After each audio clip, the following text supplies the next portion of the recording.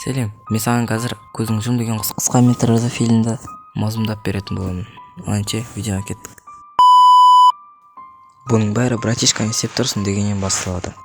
Қасына келіп не болғанын сұрайды. Сосын біреу оған көзің жұм деп айтыпты және құпиясымен бөлісті. Оның досы тыңдап көріп еді, ештеме естімеді. Сосын кешірім сұрап кетіп қалады. Сосын енді кете бергенде есік қағылады. Есікті ашып көріп еді, ешкім жоқ. Біреу әзілген шығар деп жарықты өшіріп, диванда телефон шұқылап отырады. Бір кезде ол біреудің қадамдарын естиді.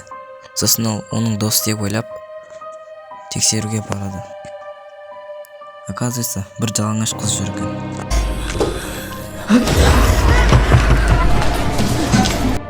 Қыздан қашып гитарасын қолына ұстайды. Гитараны қару ретінде қолданады. Қызды әр бөлмеден іздеп жүргенде